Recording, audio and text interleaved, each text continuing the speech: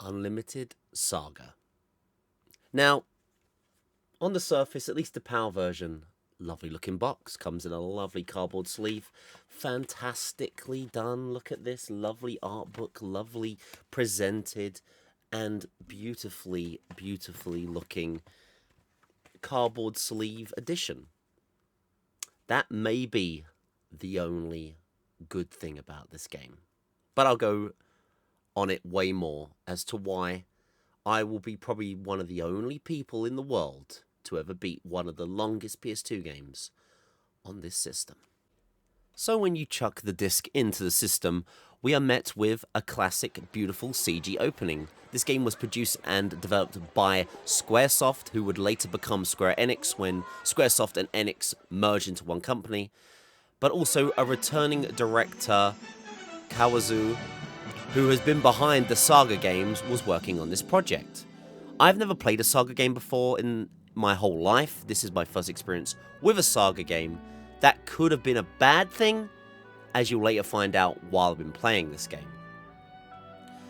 Also, please consider this while we go into this. I am a PlayStation 2 challenge runner. I'm trying to beat every PS2 game. How do I consider a game beaten? It's by getting to credits of the game. As we go and dive deep into this RPG, you will find out why maybe my opinions are fair or maybe unfair. There is a divide of this game though before going in. Critically, in the East, in Japan, many people loved this game, while in the West, and us Western gamers, when we tried to experience this for an RPG, we were a bit more negative, and I can see why. Going in, you'll find out. Also, remember this, I am a huge RPG fan. I love RPGs, it's one of my favorite genres. But this game truly tested my love for the genre. And you will find out as we do deep dive into Unlimited Saga. So upon starting the game, we are met with a beautiful soundtrack. Lovely, innit? Beautiful music, the menu simple, and as you go into new game, you're presented with a character select screen. There are 7 possible characters to choose from, everyone with their own backstory. If you select them, they will all have their own character introduction. Hi, I'm Kurt Burgundy. Let's go on an adventure together. And that's the special thing about this. There are 7 characters, each with a unique story, and you can pick whoever you feel like. Just leave everything. There is no recommended character, to say the least. There is no way to explain who you should play as first, or what everyone does, but there are many characters to choose from. And it leaves it to you, free choice, free will, to enjoy what you want to have as your first RPG experience with Unlimited Saga.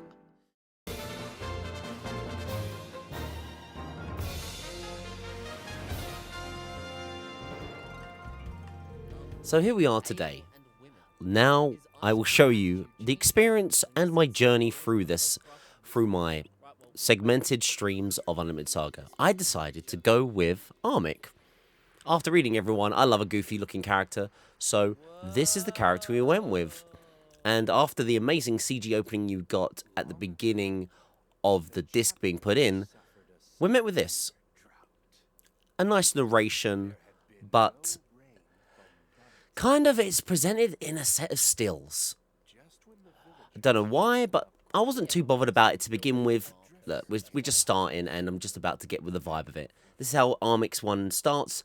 His whole concept and his story is about that they help a mysterious villager out, and they suffer from a drought, but this mysterious villager gives them the beauty and gift of rain, and being able to summon the different elements to save their village. Kindness is repaid in kindness. And there we go. And later on, the plot is that the rain has stopped. The traveller is gone, and the Armic village needs to find a way to bring back the gift of water and rain to prevent this drought. And that is Armic's adventure. So the game opens up, and sadly, the beautiful narration and voice acting stops there and then after that. It's now presented with a lot of stills. There is very little minor voice acting leading after that moment, and it's usually only the protagonist that will say anything. But the whole point now is to go and collect items for the village, the Chapper village. And as it goes on, you'll see that we're introduced with many of the different Chappers, all with their own skills. Someone's strong, someone's wise, someone's popular, and you get the vibe of everyone. But then, the character you pick perfectly is just likable, or even he himself admits he's a bit of a blockhead. So you're playing as a pretty dumb, simple character, to say the least. So it's a great start for what is going to be this playthrough of what basically is Armix 1, a scavenger hunt. We're trying to find items, that's the quest. It doesn't tell you fully how it's done, by the way. This game holds no hands during this. Not even the combat is explained, really, to any of the characters you start with. This game is very much a learn by doing experience. As you can see here, I already was pretty confused. You're introduced to a menu of systems. I don't know what I was doing. I just, just start clicking around, start working out what the hell am I meant to do next. You go to the village chief's house.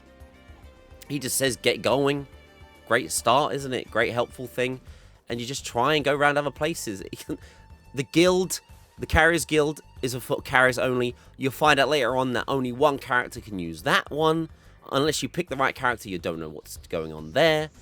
Then there's other places as well. I'm just menuing, trying to find out what to do.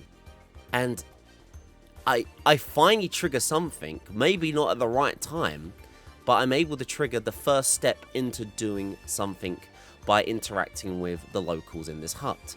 I discover a customer at the very bottom, Masked Kid, and lo and behold, I secretly trigger something for this game to move on. So after discovering and talking to the child, I go through other menus and there's a tab called Adventures, and the Magic Kid has asked us to go gather some herbs. The Wizard Apprentice wants it. I guess that's what we've got to do. So I select it and we start what is the gameplay. And it is incredible. This is the presentation of the game. This is how every quest will play out. Here it is. There's a menu. There is a stone piece character, kind of like a tabletop sim, really, this game, how it plays out. This is it. This is the start of the gameplay loop that is Unlimited Saga. I start menuing, like I do with most games, like I think anyone would. You start going through what you can do. There's stuff, this is bow arts, swimming, obstacle crossing, I have that. I have a thing called a road guide. I can melee attack. But I'm meant to go find herbs. And this was already as confusing as, there's nothing here when you do road guide. I don't know what I'm doing at all. I am absolutely confused. And I don't know how there is not a tutorial for this game. Still, we gotta go in expecting what to do. I don't even know how to move around yet. There's stats. There's an equipment section. But I really, honestly, did not know what to do. And I mean, maybe if I read the manual to start with, it would have helped slightly, which I do eventually. But I'm still at a loss. I go through multiple menus, multiple characters, and it's just confusing, to say the least.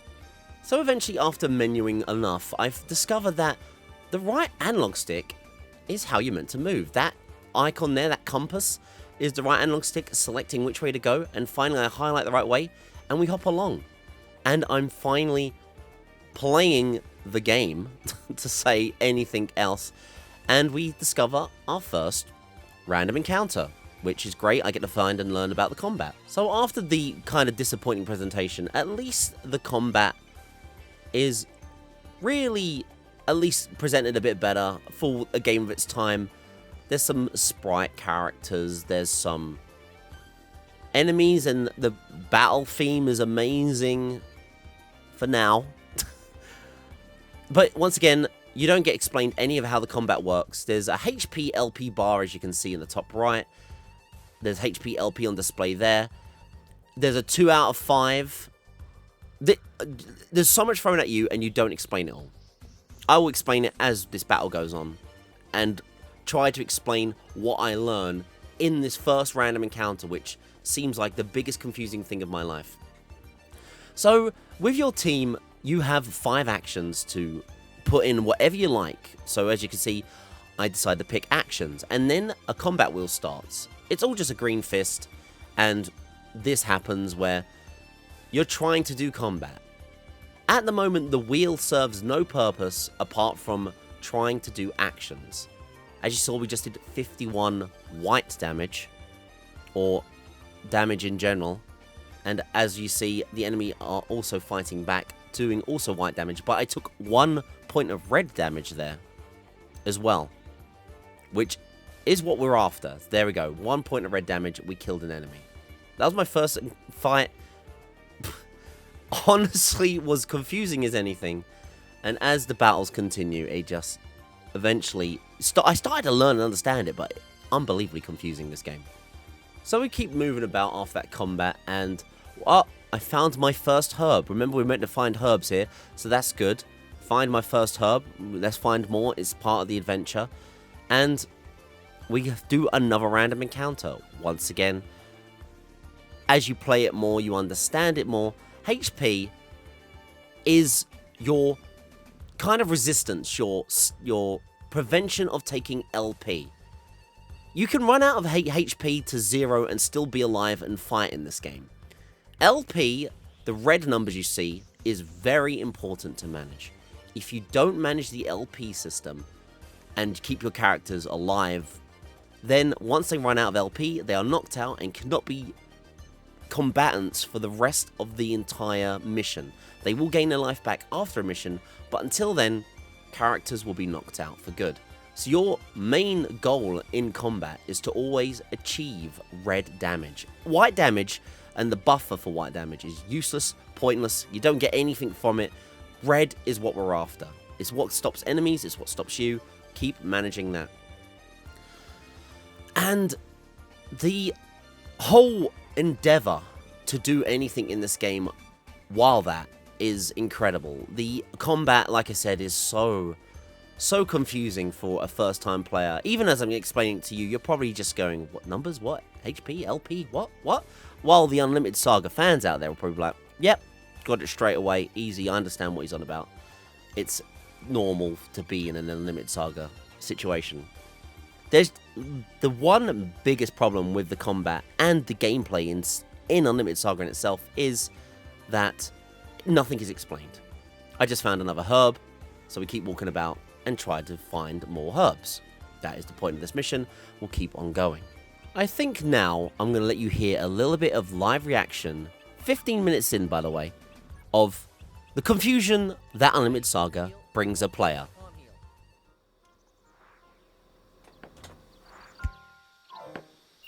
Okay, we can farm herbs here.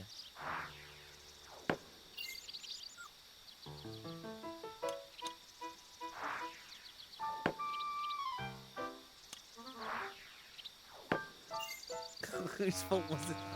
Well, I found the way to farm herbs.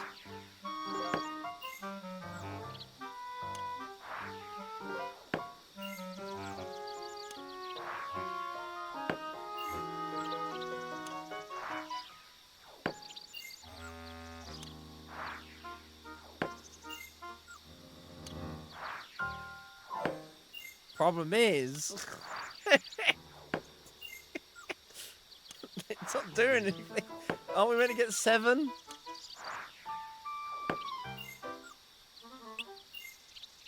Item.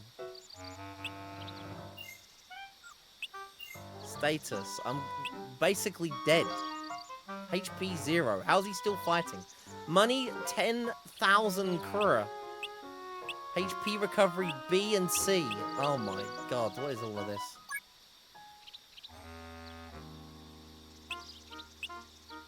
Oh, more confusion. Okay.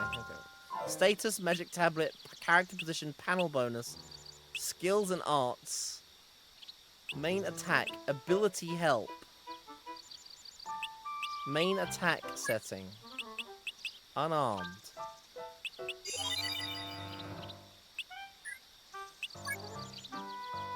Uppercut. Kicks. Dice.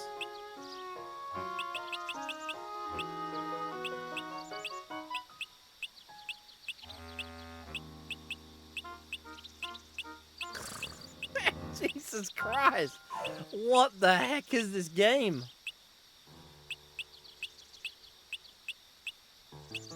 There is...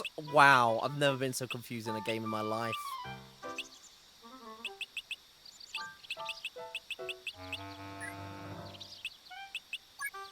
Sort combos. Select combo attack to switch order.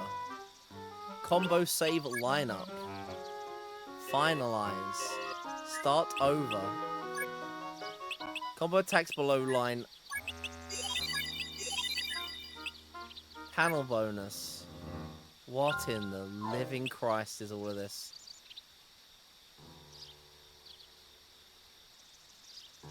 Total panel bonus joint. Armic. Okay.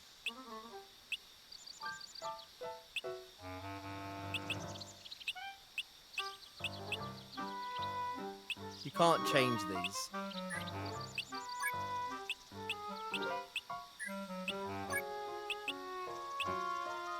Helps you swim over obstacles. Helps you master bow. Handy when exploring. Helps you cross over obstacles.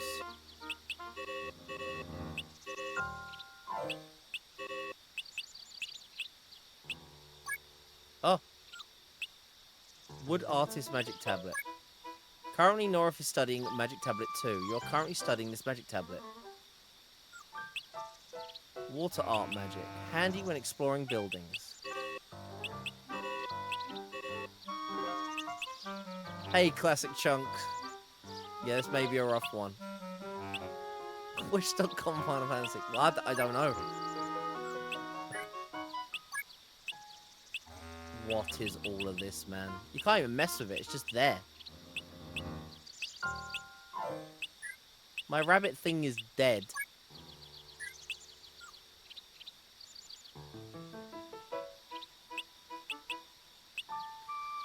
Well, I don't know. Just keep carrying on, I guess.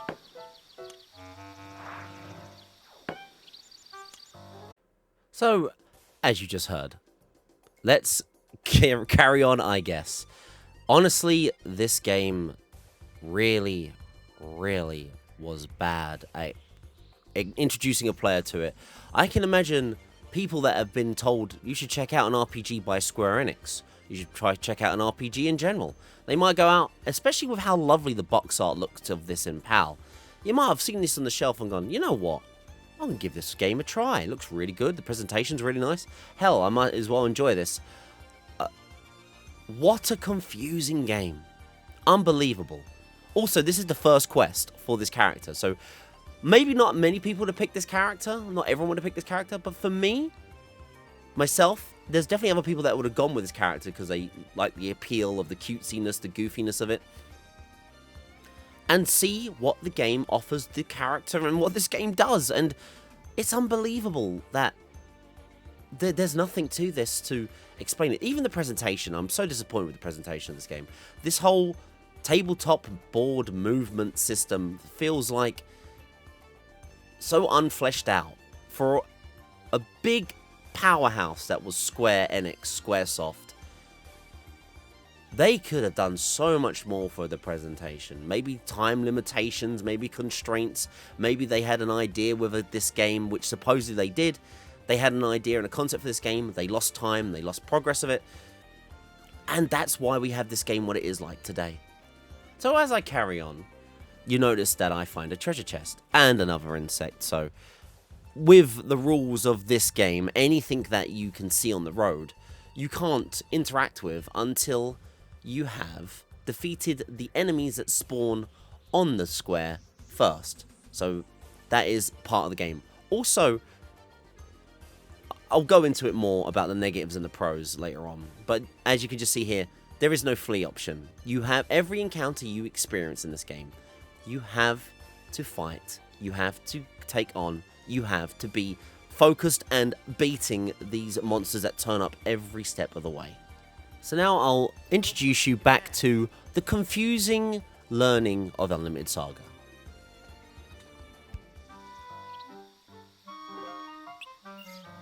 What was in the bag? A spider? Why hasn't he got this equipped?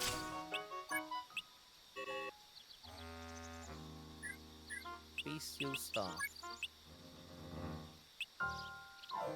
Multi-hit bone crusher.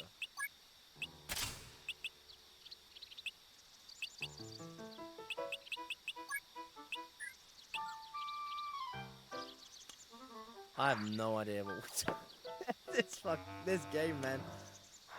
I've never been more confused. Oh, another treasure chest. L15. A treasure chest.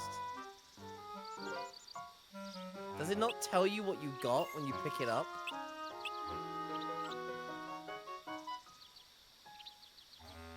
Weapon durability, if that's a thing. Oh, God. Oh, found some herbs, though. Oh, they didn't fight us? Alright. Oh, hi. Oh, God, that's a lot. Oh, they didn't fight us either. Okay. La la la la la la la la.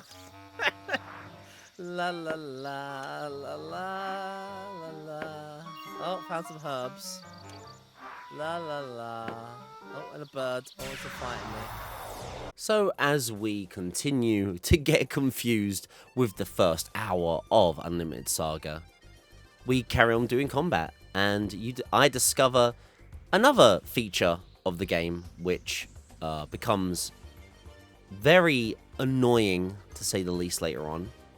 And while I'm fighting with the wizard kid and like spamming the slam attack, which is the only thing we can really do, I get a very RNG random event called a spark.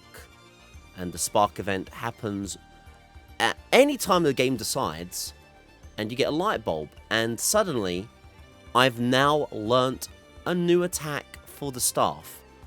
It's slightly explained how to spark, but it is the only way to improve your combat in this game, by sparking. It's another thing I'll go into, full deep dive. I just wanted to really show off truly the first hour of Unlimited Saga, about all the things that get randomly thrown at you. Even in this video, I'm randomly throwing different things that appear at different times, and eventually what happens when you eventually learn Unlimited Saga. So now let's go back to past Koos again for more experiences of this game. Okay, I've been everywhere now.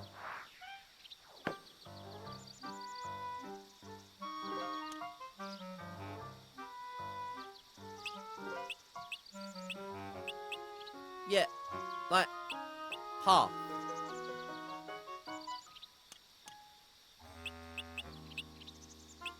How do I leave? This is definitely the quest. This is done. Surely. I found, like, a shitload of herbs.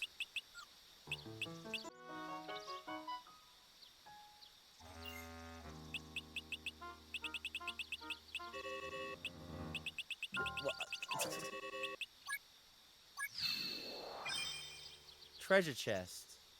A treasure chest. So now there's a beast on the bar. Beasts. What the fuck? So now on the top there's two beasts, a herb, and a bag.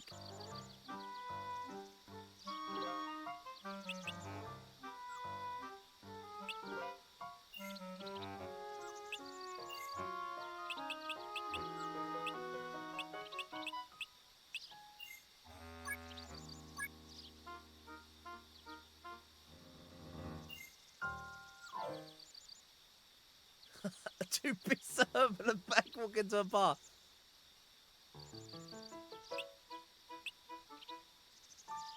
Why can I turn this off and this off? Like, what is this doing?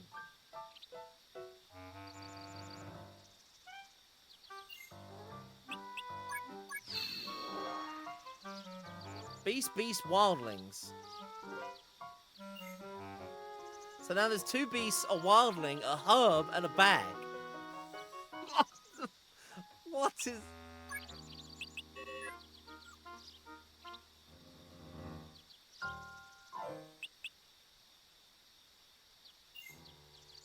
Square, turn 99. That doesn't do anything, that doesn't do anything, that doesn't do anything, that doesn't do... Right, I'm getting the manual out just for a second. This is ridiculous.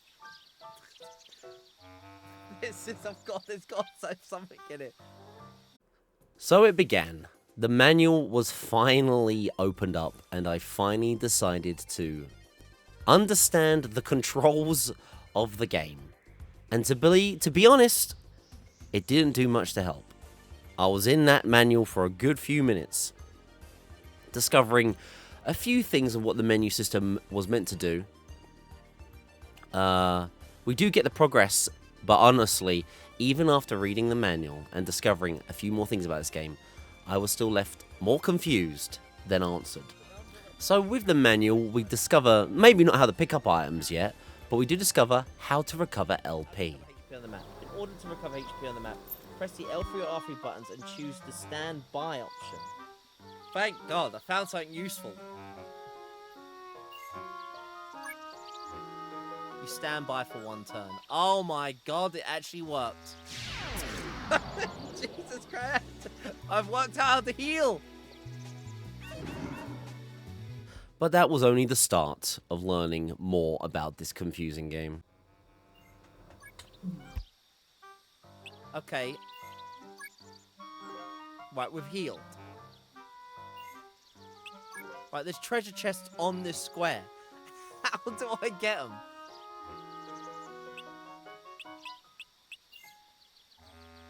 There's a herb about... Right, action. Confirm.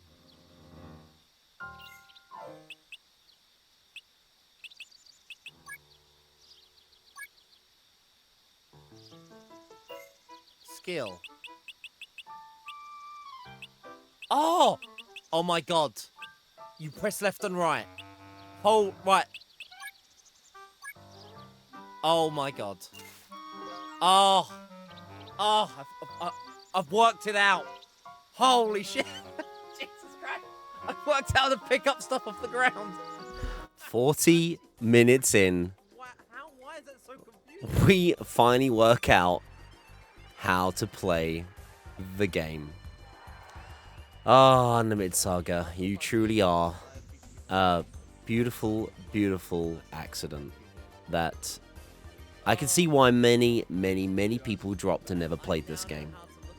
So as you can see, I discover how to open chests, how to interact on the map, how to heal, which is also kind of useful, how to do some basic combat, and everything else in between. This is the first technical hour of Unlimited Saga, and I finally started discovering what you're meant to do in this unbelievably confusing game. So we get to the end of this campaign, collect the final herb needed, and after an hour, we finally beat a mission.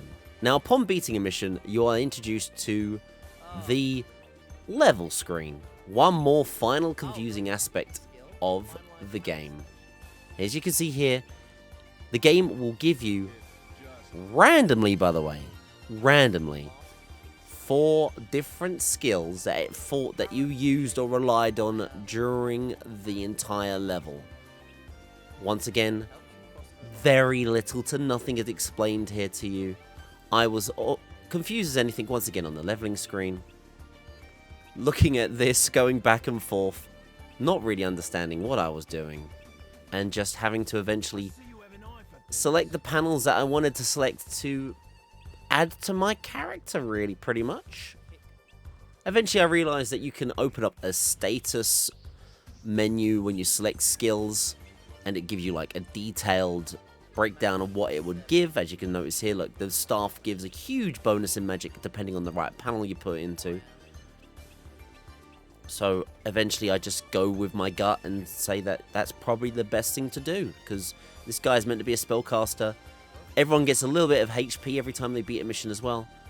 An hour in, Unlimited Saga was as confusing as it was going to be. And that is really, honestly, the gameplay loop that this game has for the next hundreds of hours.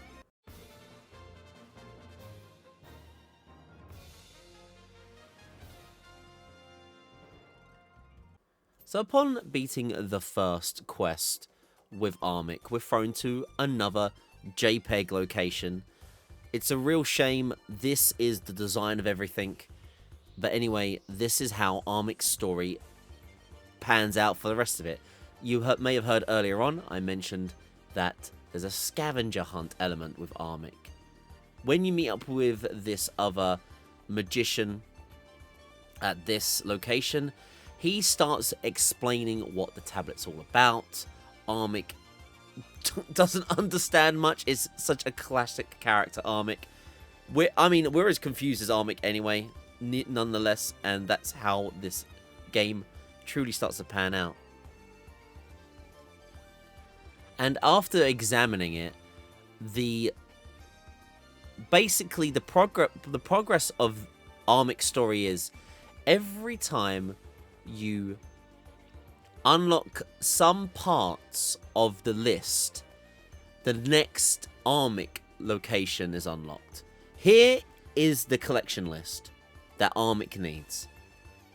Absolutely none of this makes any sense. You have nothing at all to begin with. We need to find all of these. And yes, every one of these items needs to be found for Armic's adventure to be fully completed. With our goal in mind, now the real game begins. You go through and you can find characters along the way. The second we find that list, we can talk to another adventurer.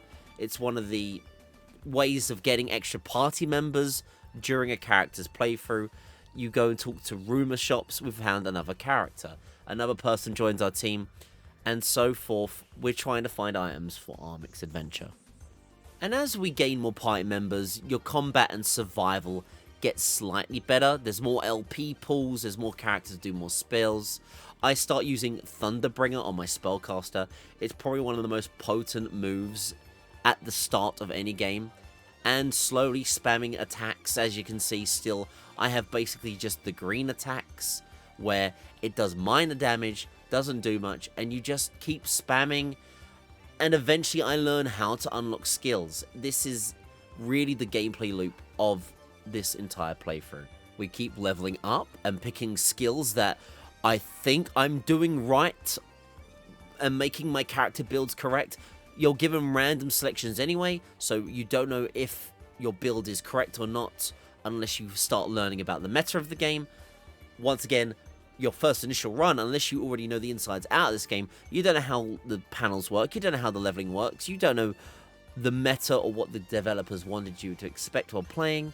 The loop is a confusing one, and really, you can be so lost. And stream after stream, as I keep returning and trying to understand this game more, I start to learn more about this. I will explain all the flaws and things all together, but as every hour goes, as you can see with Armic's adventure, I start finding some of these items. I've found more copper, 10 hours in, I still don't know where most of the other items are, and every little bit of the way, with every adventure, we find more party members, more characters, but all these adventures, all of these journeys, I'm just hoping.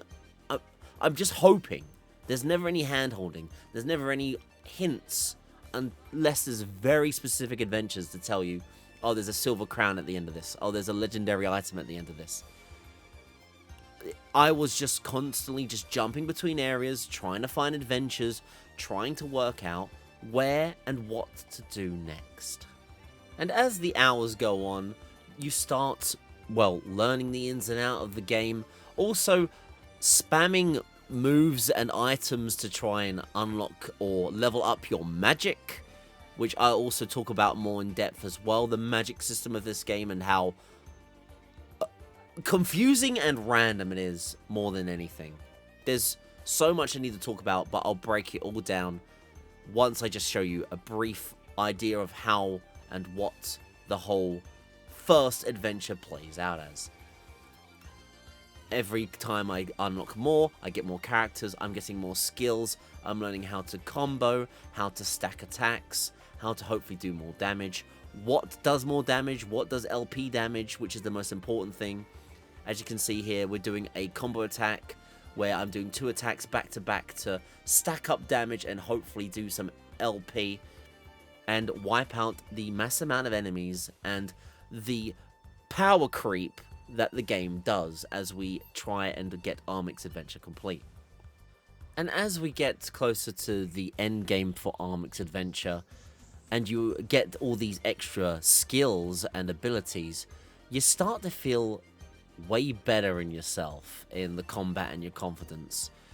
But it takes so long to feel confident with your builds and your characters and your items and your abilities and your magic and everything. And until then, you feel like you're just poking away enemies and bosses until you do mass amounts of like damage and LP damage and wiping out these annoying foes in your way that will otherwise be kicking your butt. After collecting so many items, after constantly doing adventures and, to my knowledge, having decent builds on the level up panels, crafting, repairing, and making the best possible gear I could, thanks to how shops and items and everything was generated during the playthrough.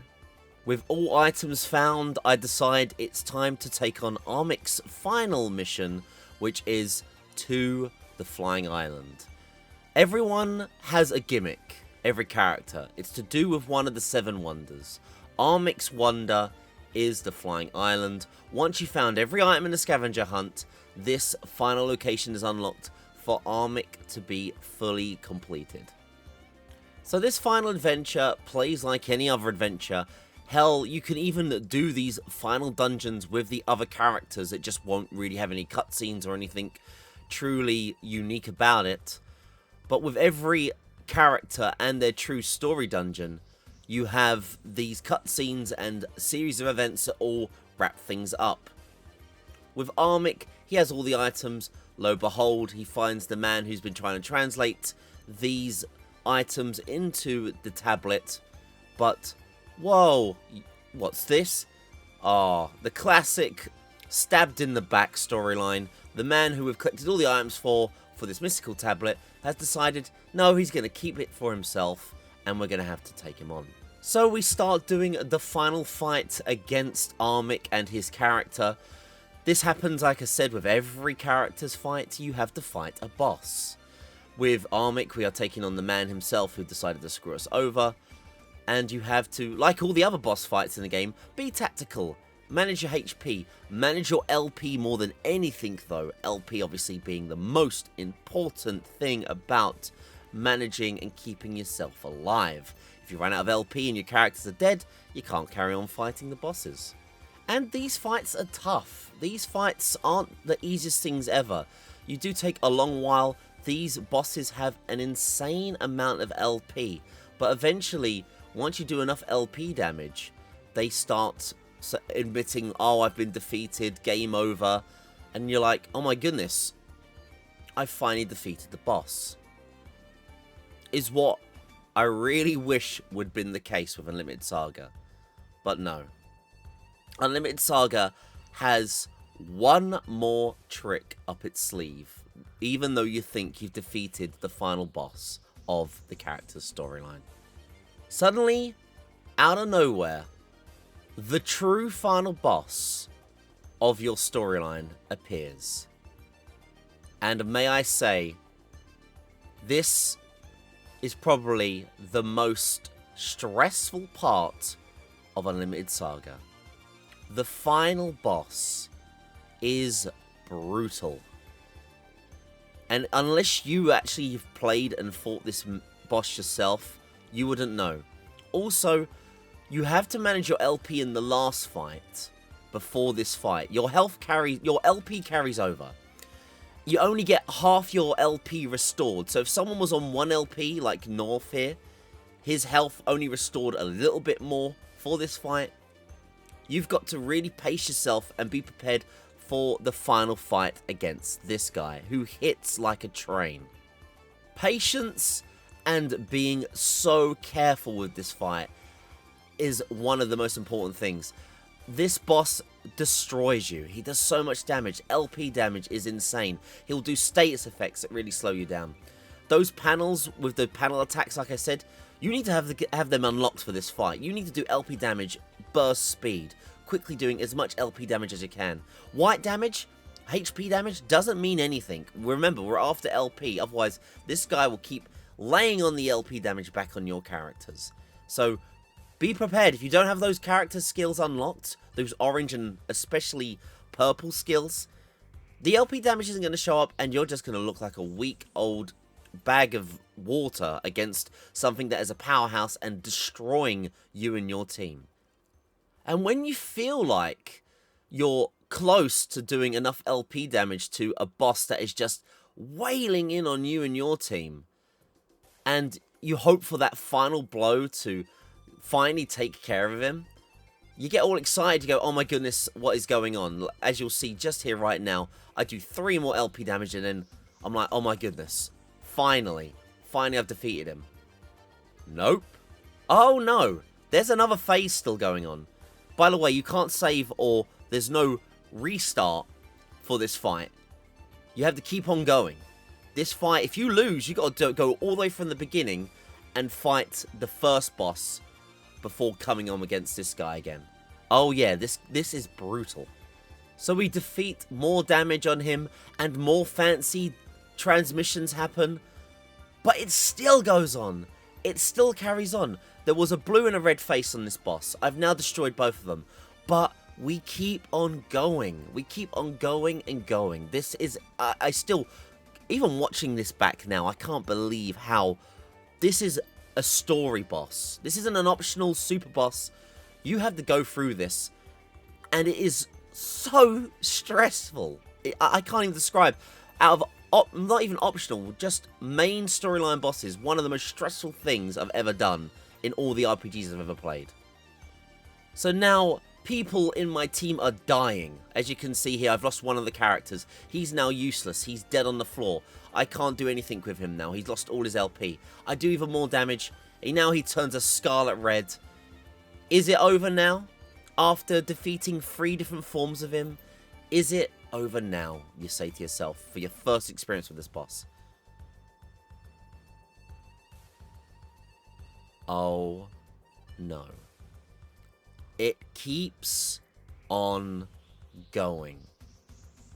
This is now the final phase you have to do against this story boss. This boss has 4 phases. If you include the character boss that I had to do before this fight, this boss has 5 phases altogether, with no checkpoints.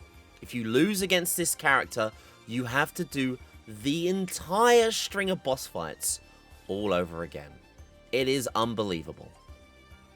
As it gets closer, look, everyone's dying. LP, everyone's on 3, 4s, 1s, 2s. Nearing the point of this fight, you're going, man, whoever I bring out could be dead next against Chaos.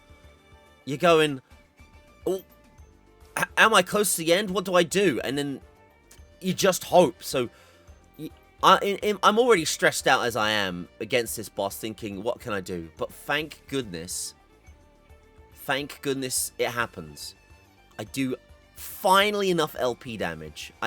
If I remember correctly, the sum is about, you need to do overall, during this boss fight, 4-stage fight, you need to do 50 LP damage altogether, I think, including removing all the health buffers, but I did it.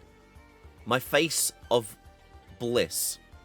I had defeated Armic's boss fight, and not only that, I had finally defeated and completed the first character of Unlimited Saga.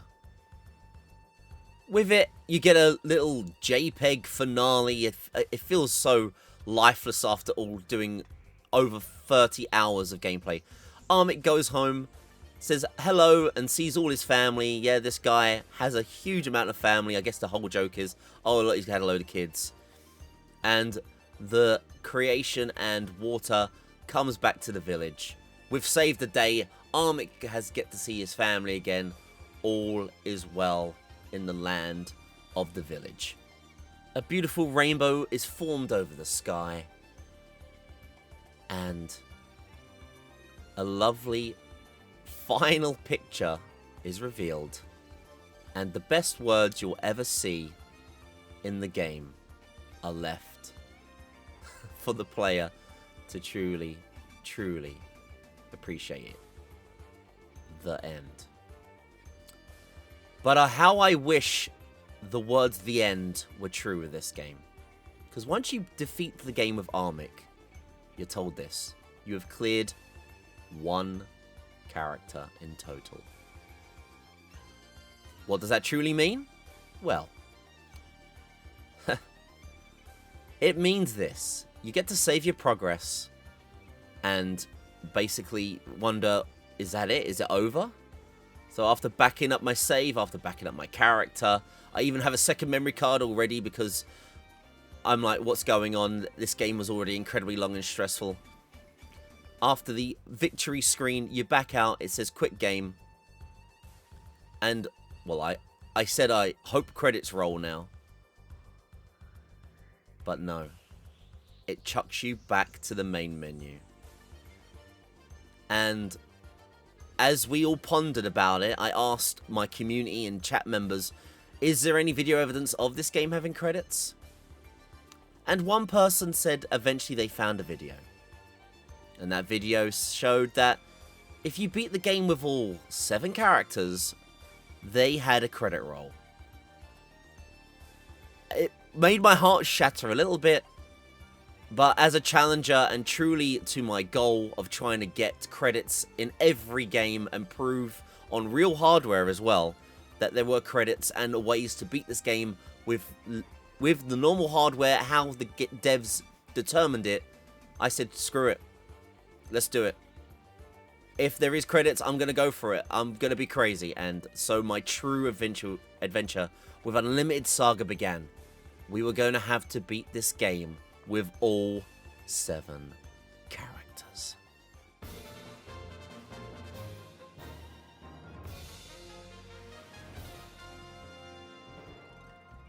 So I won't bore you to tears by showing you how every character's playthrough truly went. I'll give you an overview with each one briefly. Laura is a pirate. She is the next character I decided to go with. I went with my flow of characters choices from going onwards was opening the manual and picking each character how they appeared in the manual. Laura, I think, is the flagship character of the game, judging by the manual, how she gets like the centerpiece of the manual cover in PAL at least. So I decided to pick her as my character choice next. Laura's storyline and gimmick is that she is a pirate, ex-pirate, had a son, her son passed away, and then suddenly a prince turns up, his kingdom is in trouble. So for some reason, Laura, even though she's a pirate of the seas, decides she feels sorry for the prince. Also, I think motherly vibes are coming forward from her. She decides that, you know what, we'll disguise you, prince, and I'm going to help save you and your kingdom. So along the way, if you're lucky, characters can be met from other storylines during your character's choices playthrough. During this storyline, we get to find Armik already quite early on. Also, Judy the mage is another one that turns up. And it's really, I guess, in a way to try and prove that they're all intertwining characters along the storyline. You don't really get anything for doing it. It's just they're there to help you with the LP damage and manage the combat. Nothing more than some filler. It all really is the focus of the main character that you pick along the way. So throughout Laura's adventure, we're obviously trying to help the prince and his kingdom. After another good 20-30 hours of playthrough, we are here to basically stop and help with Laura's storyline. The blade has been stolen. This other opposing pirate has got the blade, and he won't give it back. He wants the power. Lo behold, power-hungry characters Laura's here to try and help the prince and get his kingdom back in order, but to do so, we need to defeat the boss of Laura's playthrough until the end. Laura's boss is actually quite an annoying one. This boss does some really annoying status effects, which I didn't know about at the time. As I'm playing these games, I do it blind, I don't know much of the gimmicks of each fight, and this one does a status effect called Blackout. Blackout basically means knocked out, where your character is useless, it's on the floor, it won't be able to act. But anyway, we do defeat the boss of this one. It's like anything else, it's a crucially long, enduring fight. You defeat him, he goes, oh no, I'm dying, yada yada yada. And I desperately not only defeat him, but try and survive the final phase of all the boss fights as well. He spams Shadow Breath. This boss has basically inherited the boss of Laura's playthrough, and he seemed to love spamming this move called Shadow Breath. It is devastating. It does an insane amount of LP damage, but not only that, it does a stupid amount of damage in itself to your characters and your team. I was running on fumes with this one. It's just the power creep of this one seemed way more rough than Armic's fight. He was doing insane LP damage and I just could not keep up. Sadly, my first attempt with this, as you will see, comes to a sad end. And it really is another brutal side of Unlimited Saga. Just getting so far, having to do so much of a boss fight, and then getting destroyed at the very end of it.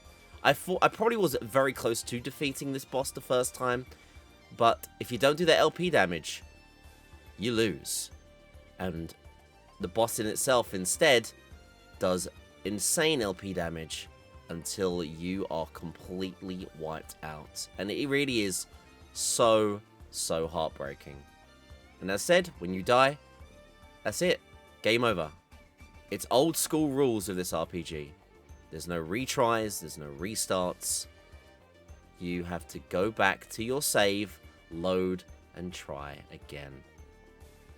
And it honestly is incredibly stressful, as I said before, that you get so close to these fights and you just pray that on your next attempt that you've done enough, you've tactically planned out your actions, your characters, and your movements, that you do it. And look at my face again after just the second character defeat.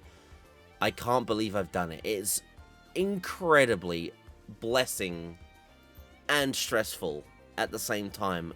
I just can't believe it even now. I feel so sorry watching myself play this again while talking about it. Still, with that, Laura's ending, like everything, there's no true lovely CG animated openings. It's all stills, it's all comic book style. And basically the prince is saved, he becomes king, and Laura's all happy. Oh, there's been a strong mother-son vibe throughout the whole playthrough. The prince is happy that he's now got his kingdom back. Laura's happy that she's been there along the way. And, you know, oh, it'll be a fine day for you, Henry. I honestly think, though, that Laura is very much a side character for her own storyline, and it is all about Henry. I feel as though Henry should have been the character, and Laura would have been a side optional character, part of Henry's storyline. Because at the end of the day, we've done all this for Henry, but maybe, you know, Henry's a helpless or useless character or a weak character, and that's the whole point of Laura helping him out through his storyline. Still, 2 characters down. Who did I decide to go with next? So the next character that was listed in the manual was Myth, and Myth really is, well, his character and his whole gimmick of his storyline is a really, well, classic one of its time, I guess. Myth and his whole character build and his whole style and his playthrough is a harem. He finds a picture of this one mysterious lady and he falls in love with her. As you can see here is more of the mystical girl, the silver-haired girl, as Myth only knows her as. He's enamored by her, and that's his goal. He wants to find out who this person is, and that is his entire questline. He's an inventor. His other gimmick is that he can invent items and craft items in his workshop, but it's honestly a waste of one of his level up panels. For him to do any crafting and making of things it takes up one of his level up panels, so why would you ever waste it? Why? So Myth's gimmick obviously picks up every character that's a female along the way, all female party members, eventually does find the silver-haired girl, and carries on helping her out to the point where her final mission involves you having to come up to this location of the Knights of the Round. Now, I'll be honest with you, Myth's, out of every character in the storyline, I feel like Myth's not only set of party members is the most difficult, but also that his final boss fight, air quote fight, it should be fights, and I mean a lot of fights, is one of the hardest. Because Myth and his party have to fight the Knights of the Round Table. And when I mean Knights is in the Knights of the Round Table, you had to fight, I believe it was 9 of these guys, back to back.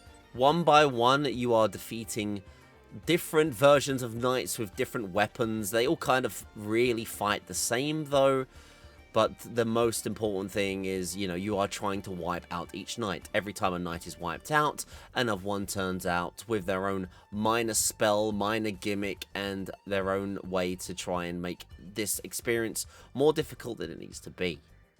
And once you defeat what is the final of the knights, you feel like, oh my goodness, I've finally, you know, achieved that. Let's get on with the final boss fight of the entirety of Myth's storyline. But no, before you do that and defeat the Knights of the Round Table, you have to now also defeat another final knight. Yeah, this is an insane requirement. Also, none of your characters have been healed so far up to this point. Everyone still has their low health and their own life pools still not fully restored. You have to keep on going. And once I said again, Myth's pool of characters and the choices he has, they all have the lowest LP total out of others. There are other characters in the game that have 20 LP, 19 LP, 18 LP. All of Myth's characters have incredibly low LP pools, which just means their survivability is really, really low. And you're also going to learn something else that is probably the most brutal thing about this game. This has SMT rules, or some other old school RPG rules. If your main character dies, that is the end of the run as well. Something else I learned about, which was really annoying. So it's not a good idea to use any of the story characters until you really need to. Otherwise, yep, game over. Gonna have to do it all over again now and try and do all those series of boss fights all over again. Incredibly stressful, incredibly annoying. So I try it again later on, and this time obviously not using the main story characters, but I got excited. I was like, thank God I defeated this boss. After defeating all the Knights of the Round Table, after defeating the key knight himself, he was defeated. Sadly, at that time, I thought that maybe this was a unique boss fight and this was his true character, his true storyline. After defeating 10 enemies back to back, I thought that must be the end. That must be the end of his fight. But no. Myth's path, as I said earlier, is brutal. You get teleported away and we have to take on Chaos again. You can just see the pain in my face of just how upsetting it is. It's unbelievable. I don't know what they were expecting here, but as this will, if you want to really truly feel how brutally hard and difficult Unlimited Saga is, just play as Myth first and get him out of the way, because he is the hardest out of all of the characters, in my opinion. But like everything, it ends with like a true make or break situation, all the boss fights I'm in. All my characters are dead again. Look how much LP everyone's got. 0, 0, 0, 0, 0. Myth was the only person left in this playthrough. So it was make or break. If Myth didn't kill here, it was game over. And that was what I was thinking. So I go for it. It's either I lose or I win here. I do 3 LP, and I did it. Thank God. Look at the look on my face on this one. One of the most brutally hard fights of the game. with one of the hardest and evilest of the character paths to do it with. Another character was down though, and I was absolutely over the frickin' moon. So at the end of this one, the silver-haired girl disappears, and Myth wraps things up by inventing the best invention he can, his first creation, without any relics. And what does he invent? Well, his quest line ends on him with his marvelous invention. He's off to go and find silver-haired girl again with a flying machine. And that is how Myths ends. He discovers a sexy lady, goes after a harem of women, all love him, but he doesn't give a damn about them, but drags them along for the ride, and gets a true end of trying to impress the one girl he likes by showing off his flying machine. 3 characters down, 4 to go. So the next character on my agenda from the manual's point of view was Kurt, who is a knight of his Brotherhood of Knights. His dad is one of the leaders of the knights. And yes, also Kurt has a gimmick. What's Kurt's gimmick as he's going through trying to be and on his way of knightly duties? Well, he has a cursed gauntlet. And his cursed gauntlet causes him to have random boss fights during any point of adventures. You start his opening story fighting a first boss fight. Now, the weird thing about these boss fights, or these nightmare fights as you might call it, with his cursed gauntlet, is that they will, if you die against these, it's not a big deal, but defeating them means that you then upgrade to another boss fight in his gauntlet to defeat and level up his gauntlet. So his true quest is to work out why this gauntlet he's got on his hand is causing him to go into random boss fights, and work out and remove this curse of the gauntlet. All while doing so, there is some shenanigans going on in the Knights Templar. One of the most annoying things though about Kurt's playthrough with his cursed gauntlet is that level up panels, as I said earlier on, are very, very finite. You only have 7 panels to play with. And Kurt loses a panel in the middle. It's dead. It's a dead zone. His cursed gauntlet takes up one. So it really limits his combo builds, or like his level up panels, to give him the best damage, the best output, the best choices you can go with. So when you're already limited by what panels you're forced to go with to level up a character, Kurt has a dead zone. The gauntlet gives a few status bonuses, but in general, it's a really, really annoying aspect and gimmick that you have to go with his character and his leveling up. So after a long journey of dealing with gauntlet fights and collecting and gathering your own little knight squad, yes, it's time to wrap things up with Kurt's storyline. This story actually has 2 optional different endings from what I discovered when we were like looking into this. After I beat the game with 2 characters, I just started looking into other things. This one in particular has a very unique 2 different ending situation. I decided to go for the ending where if you defeat so many quests, the character at the end of this gets upgraded into this weird mount style boss fight. There are 2 versions of this. I decided, look, if I'm playing this game one-off and never playing this again, I decided to go for the optional more difficult upgraded boss fight, and that's what we do.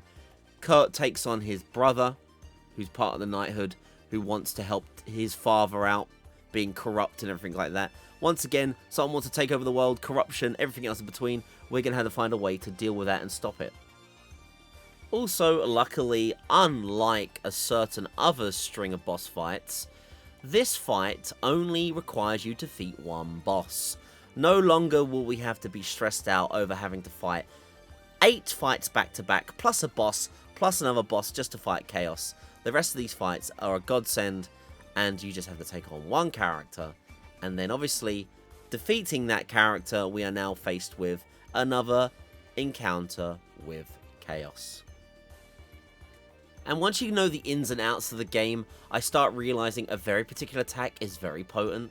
Reverse Delta is one of the godsends of the game. Reverse Delta Axe build was one of the weapon trees that was easy to focus on, easy to unlock the skills in, and above all, was doing the damage, the crucial LP damage, which is what we need to do in this game to win the game. And after successfully doing Kurt's storyline and his gauntlet being removed, they decide that they're going to go on another little nightly adventure and look for more things. Kurt goes off, and, well, now that his gauntlet's removed, they're free to do whatever they like. And Kurt decides, oh, what's this? This looks interesting. This looks very interesting. It's a lovely little helmet. And, lo and behold, Kurt the Fool decides to put it on and get cursed again. What a way to truly end a storyline by being stuck to where you are. And that was the 4th character beaten and over the hump of the game. So after 100 hours, the next character that would have been character number 5, and going by the manual once again, was Judy the Witch. And Judy's story plays out differently once again. Hers involves a family of mages. All the characters in her storyline are related pretty much to her somehow in some form. Every character we are seen and introduced with, there'll be sisters, brothers, dads, grandpas, and there is a tragic event that happens during this where her family are all taken away by an evil mage and teleported and disappeared. The stronger your magic is, the further away you're teleported. That is the whole gimmick of this storyline. So Judy's storyline involves multiple characters. You can obviously meet other members of a family along the way. There are family mages, but I'll go into it after I've explained all these character storylines. I find the magic in this game, it takes far too much work, far too much grinding, too much RNG chance of trying to find the right magics that make magic useful. Eventually, once you've played this game with multiple characters, bow and axes were the 2 things that deliver the results, deliver the ways of killing enemies, and above all, surviving and getting through these grueling, grueling battles sometimes. So Judy's final adventure story is finding her last member of her family, her grandpa, and also we are encountered with the true antagonist of this game, the person that's caused all these problems in the first place, and we have to deal with them as well. Judy is considered, amongst the people that play this game, the easiest and quickest of the characters. I vaguely agree, because the boss fights at the end of Judy's ones are the fairest. So if you want to actually play this game and enjoy the easiest character of all of them, maybe start with Judy. Once again, the game doesn't tell you who to start with, who to play as, and who to enjoy first, or who to experience first.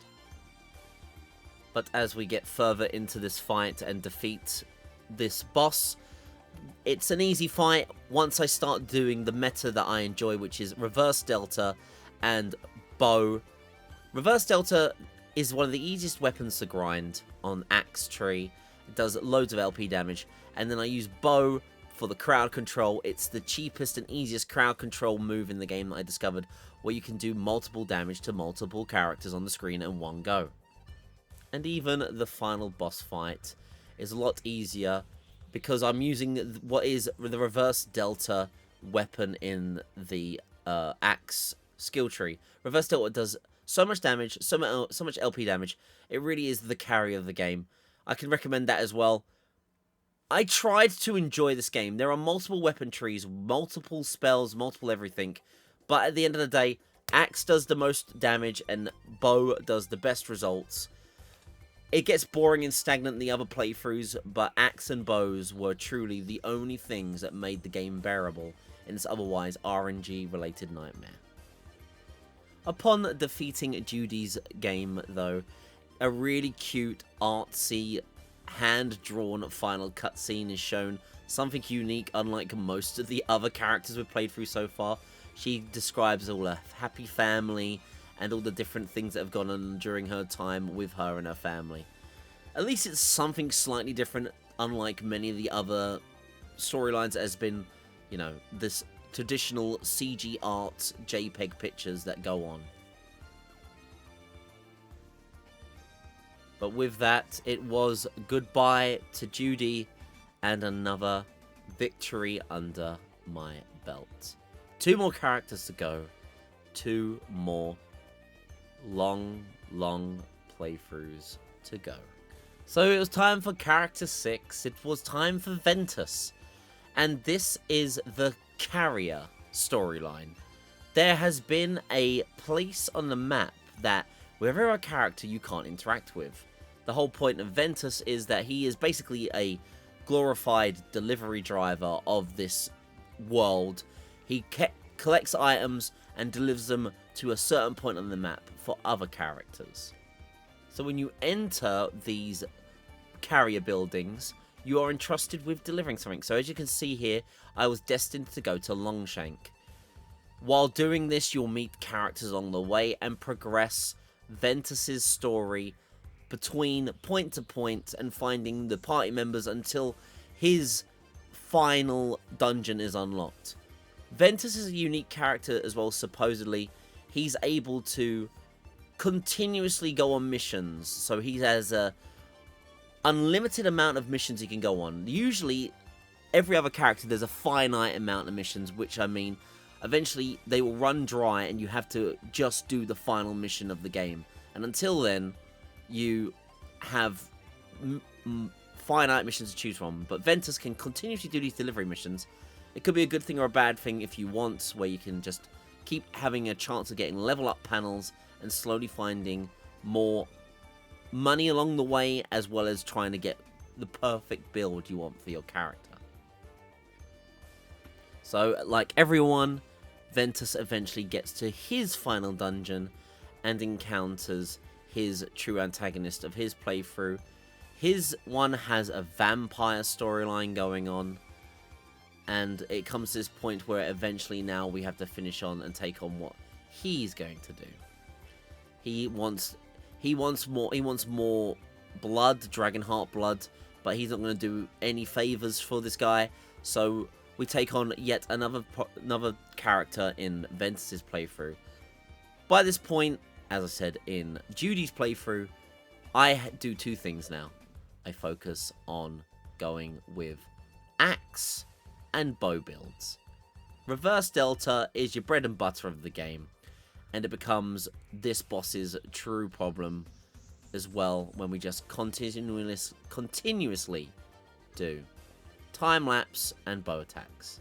So I'll show you a true example of what I do during a typical round of boss fights, and this is what I'm constantly doing for like multiple tens of hundreds of hours. Just this continuous setup, which becomes so stagnant and annoying, to say the least, once I'm doing this setup. 1,000 Needles is a fantastic move. That is the crowd control wide range attack that I always try and get on one character. Does multiple bits of damage there. And also Reverse Delta, which is fantastic. But this is all you'd see. I'm saving you hundreds of hours by condensing it into what one round, one turn of my playthroughs of this entire game has been. You saw the bow, and now I'll quickly do some reverse deltas, which is crazy the amount of damage you can do with this.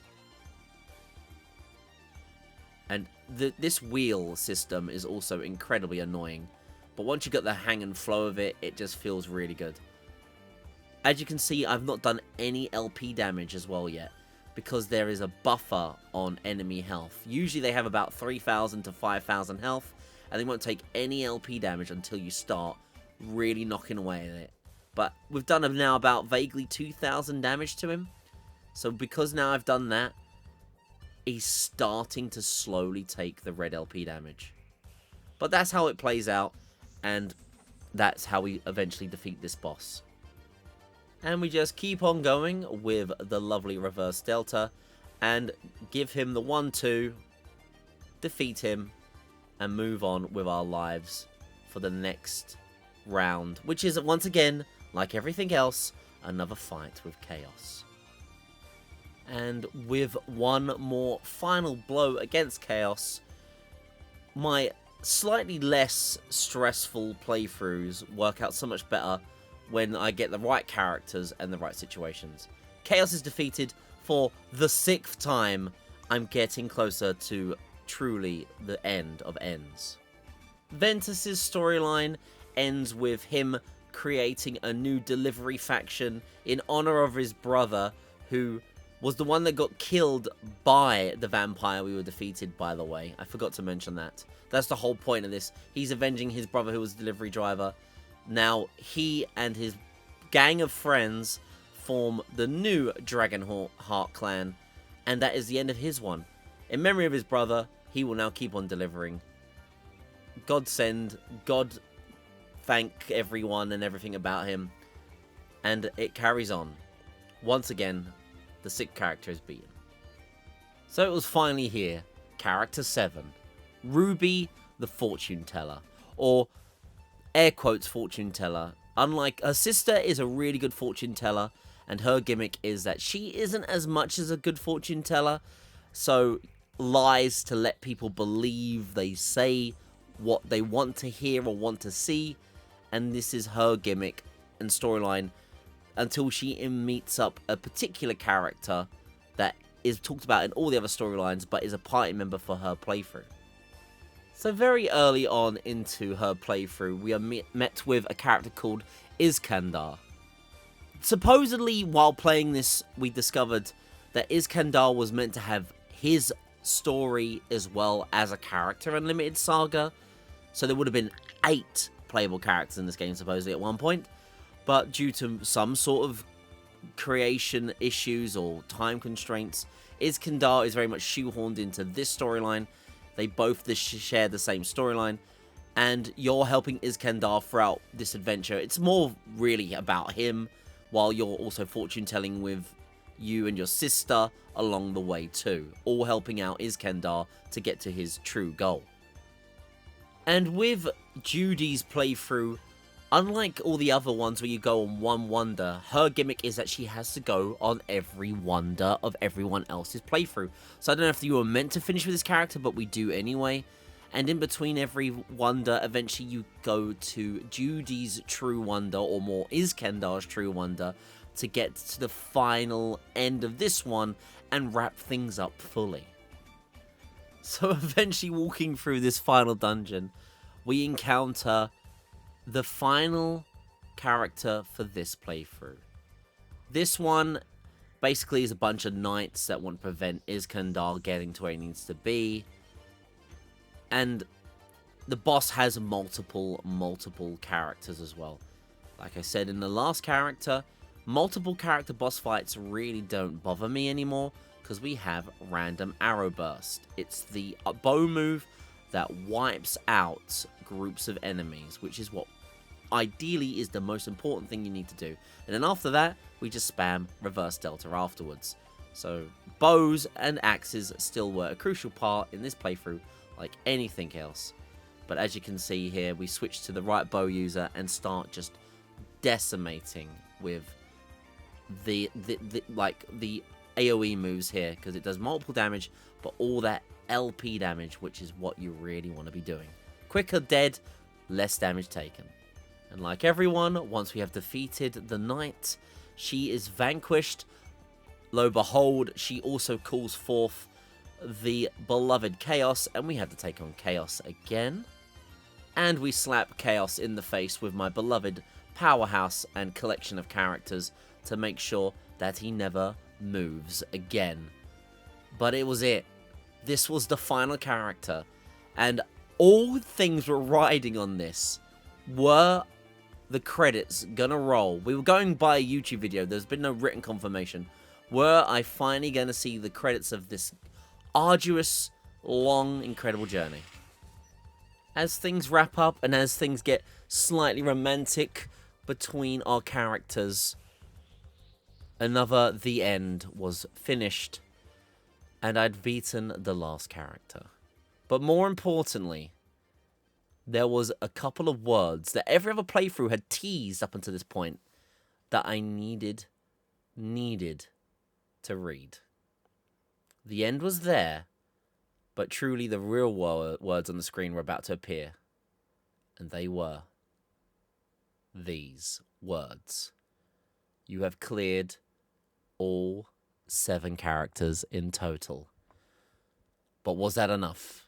Was that truly enough? So now for the live reaction of what happened when all 7 characters are beaten. Enjoy.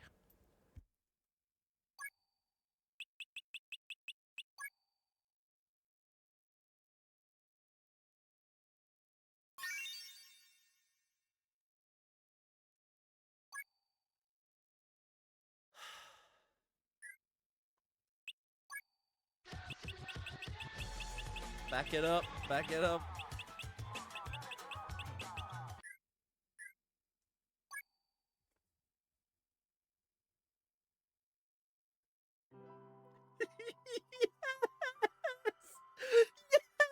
Yes! Oh! Oh!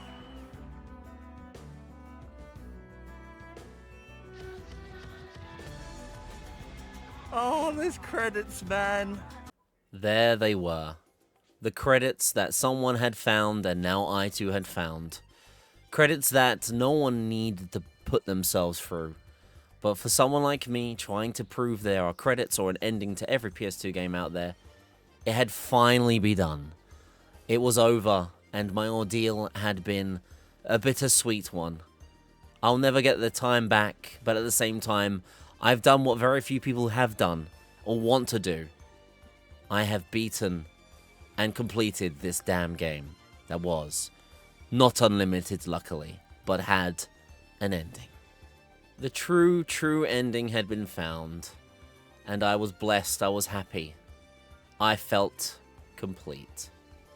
So that is the entire length of Unlimited Saga. I've seen speedruns after this do a very good job of trying to rush and beat monsters and bosses within limited amounts of health and team members and items. And it's impressive. But honestly, to just try and beat casually or normally, it's rough. And that is what an entire playthrough, at least for me, mostly being blind and not looking into much, felt like. And now I will finally tell you why this game is a chore. It's not even the length that's the problem. It's everything that makes it a chore. The RNG, the randomness, the feeling of that makes you drag down if you're playing this on real hardware. And people were trying to play this on real hardware when it came out. I will let you know now what is the good, the bad, and the ugly of Unlimited Saga.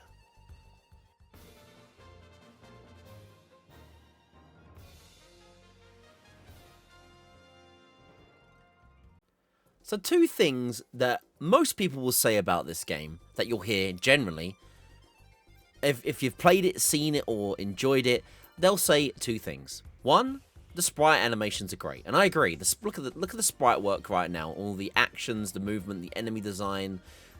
It feels smooth. It feels nice. I like the sprite work. The problem is, only the combat has sprite work. It's not used anywhere else. Everything else is displayed in this ugly. Even look at this moving around in a dungeon. If only they made it a little bit more fluid, a little bit more nice. The constant slow moving in the dungeons really kills what otherwise is a game full of beautiful sprite work.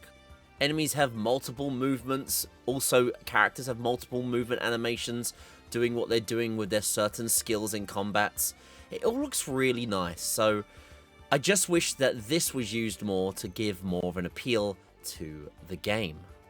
But the other thing that everyone talks about in this game, which is really the best thing about it, honestly the top best point about this game, apart from beating it and getting credits, is the music. The music in this game is fantastic. Really nice. I'll give you a little samplers of some of the musics just right now, of some of my favorite standout ones. There's some great bops. There's some great, awesome tunage throughout this entire game that I think you'd enjoy here listening to as well. Just in case you never do play this game, which I think nearly everyone will have to do. and enjoy the bops of Unlimited Saga.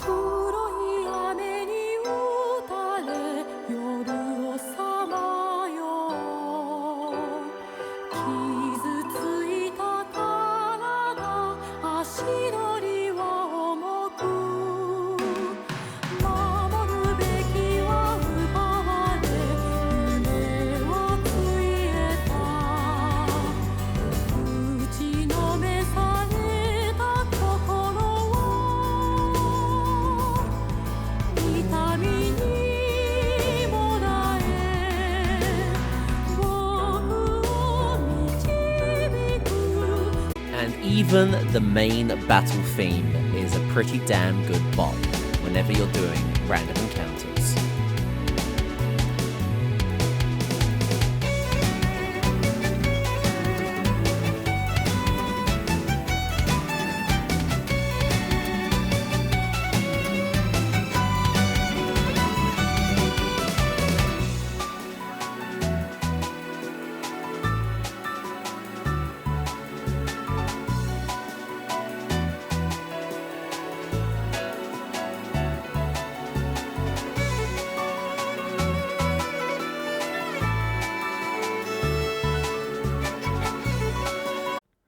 Why can I not say more good about this game then?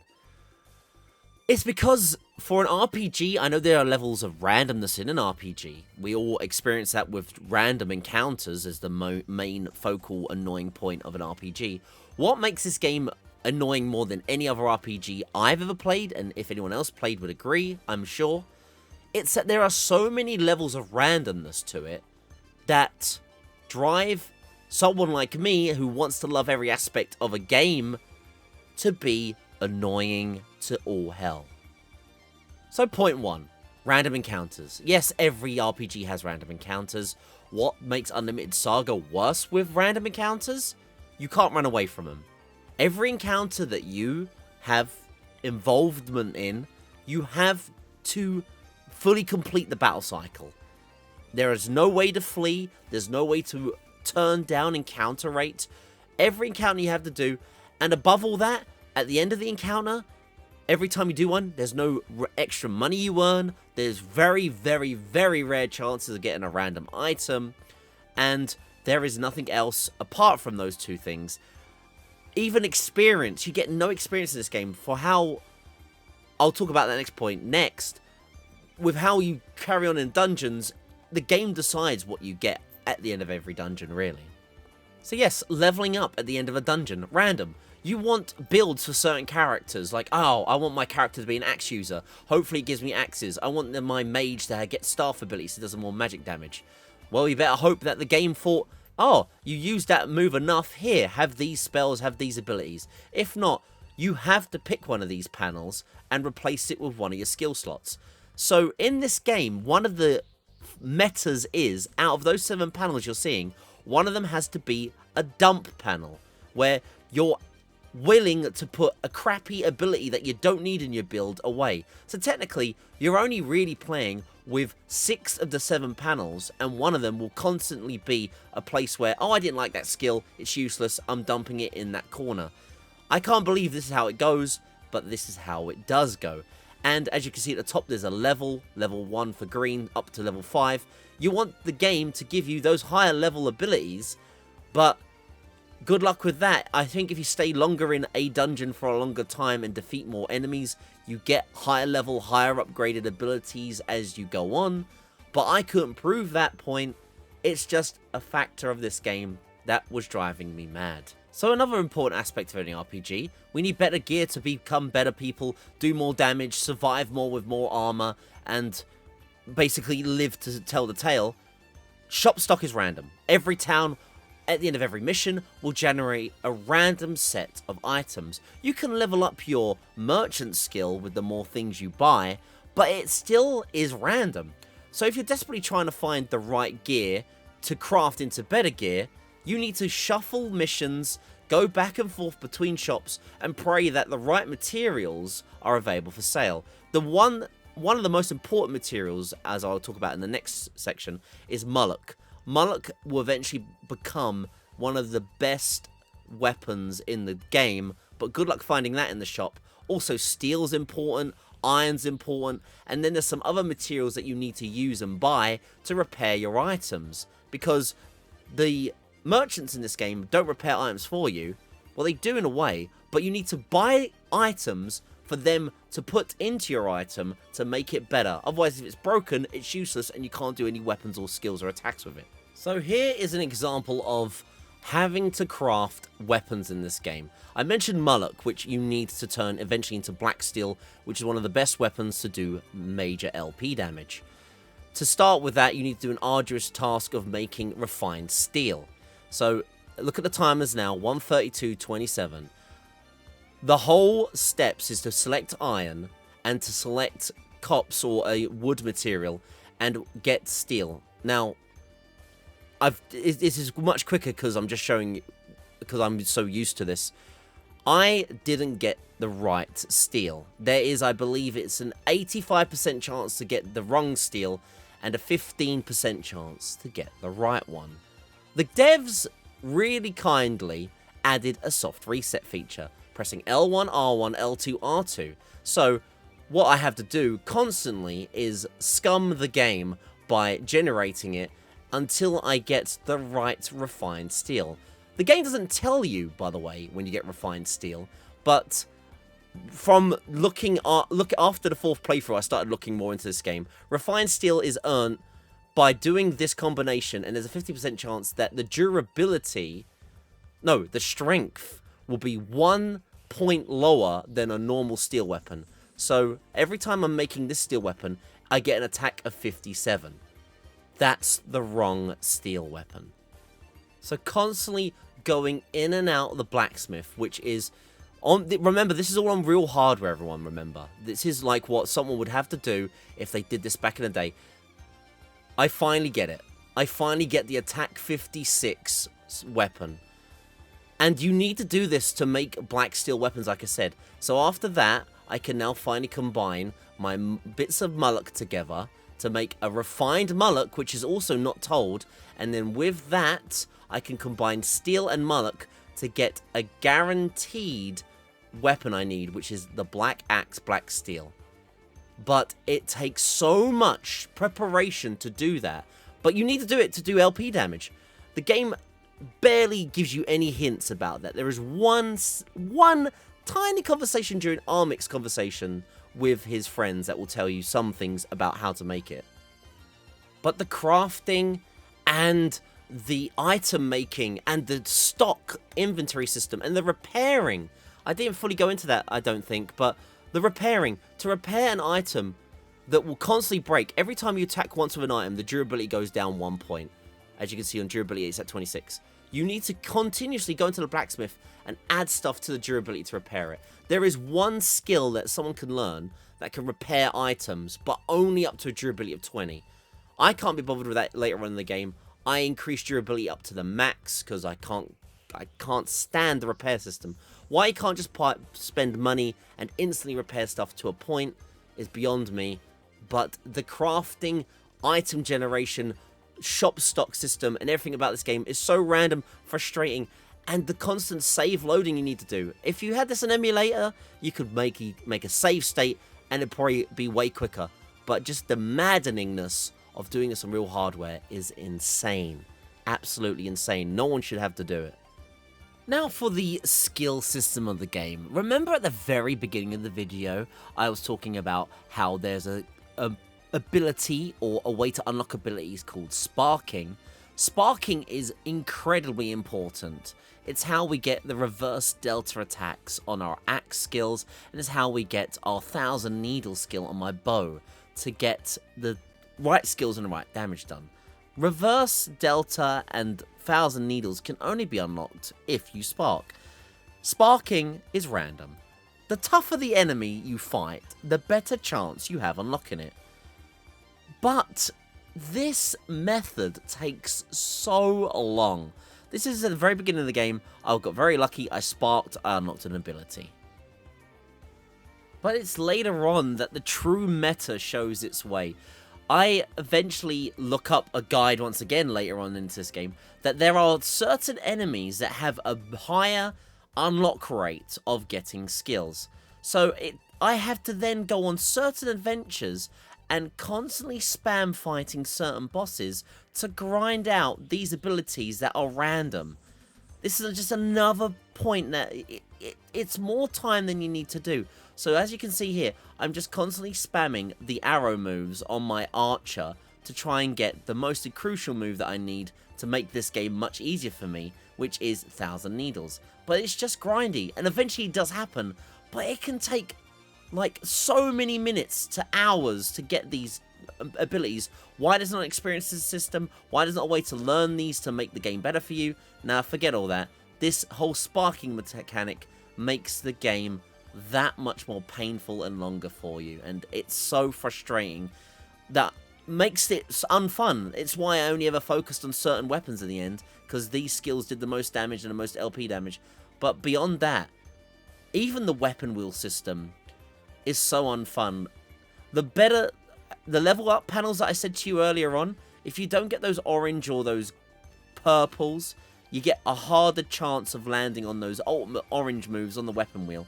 Eventually you might get good timing and able to do it yourself, but all of these elements just to get a good ability, a good meta, a good attack system going is so random and so frustrating and so grindy that it's another thing that I guess imagine many people just stop doing and not enjoying after that.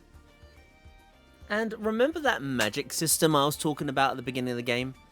Honestly, I couldn't even explain. There's not even really a good example of me explaining it to you. The level of investing into magic in this game is one of the worst things. Like, as you can see, the 3 hollowed out level up panels on the left there, they have a chance. You have a chance of finding a magic panel, a magic tablet. And you want to find the higher versions of it because those have the better magics on them. But those magic panels and the higher level versions of them are all random. And then there's also a magic skill that can combine magic together to make it more potent and powerful. But that is also a random panel that you need to find during an adventure. And then to level up and grind the magic, you need to spam these moves over and over and over and over again. That the magic is one of probably the worst features in this game. I wanted to try everything out, but magic is just not worth the investment. It's why eventually you just see axes and bows. The magic system in this game, maybe if you casually wanted to spend hundreds of hours grinding out and finding it and getting it, it might eventually be fun. But honestly, if you looked deep into the magic system in this game, it is painfully complex, convoluted, and requires so much of luck and randomness and generation that you're never actually going to properly make a magic build unless you really put your heart and effort into it. So that's all the random parts of the game. But then there's the other abilities and stuff that just make it all of a chore as well. So while I'm walking around here, opening a treasure chest in this game, good God, it takes forever. Especially when you want to use other abilities. At the moment, you're seeing me using Fortune Teller. Fortune Teller is a very unique ability that I don't mind using sometimes. It helps upgrading a treasure chest to eventually get like something good. But I got the dynamite stick, which now means it's a terrible chest. It's broken. I've ruined it. I've destroyed it. Then you've got all these other random events that the wheel keeps popping up and doing all things that, like, why there's all this stupid wheel system that keeps going on. Like, if you renamed this into something that was like, I don't know, D&D Adventures, with all these dice rolls and everything that you have to constantly do, maybe someone might have liked it. But it's like the fun of opening a chest can take so long that you're like, what is the point of this at some point? And this goes on for other things. You're just seeing me do a test roll on opening a chest. You have to do it to avoid damage. You have to do it to avoid taking a trap of a chest. You have to do it to avoid stalactites stabbing you, jumping over a river, climbing over a wall, opening a door, bashing down a door, surviving an enemy encounter, avoiding damage. That wheel is used so much, and eventually, after a good 10-15 hours, you're sick and tired of it. But you have to do it sometimes to get better loot, better money, better gold. Just another point that it's not the I mean, this in general is just a complete random mess, but that random wheel that pops up all the time makes it such a slog. And obviously, remember that random music that I said sounds good? Well, the real problem is hearing it over and over and over again when you have to do these encounters hundreds of times.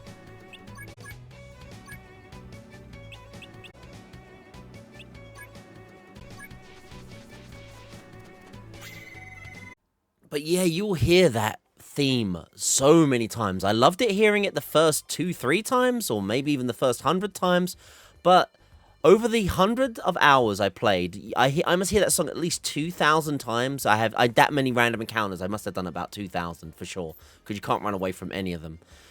And yeah, I mean, wow, this game sometimes with some of the things, it could break any person. If you've never played an RPG before and this was your first experience of an RPG, you'd probably go, wow, if this is how RPGs play, I'm done. I'm out. Even for me as an RPG fan, like I said before, I was getting tested with this game at points. It was so dull, repetitive. Every character really plays the same.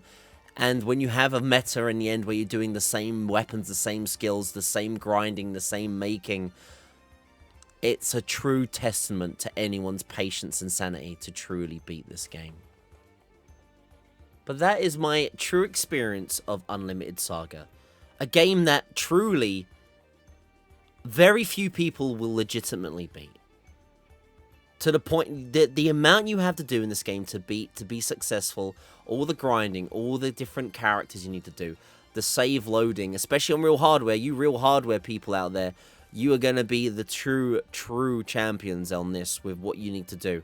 Also, people in emulator, you're going to have a rough time too. Save states will help you a little bit with the grind and the item crafting. And also, the limited saves when you die against bosses.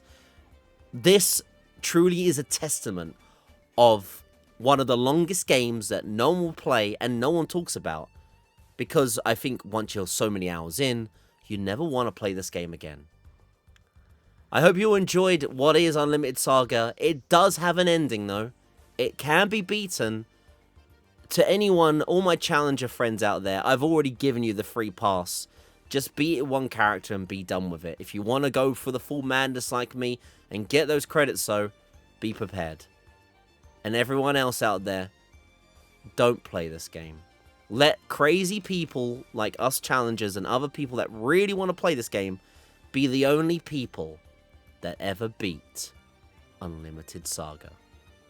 Thank you all for watching my madness and deep dive into this game that no one should ever play again. Leave it on the shelves or leave it in your collections and keep it sealed, because your PS2 will be better from it and you'll be better from it. Until then, stay safe.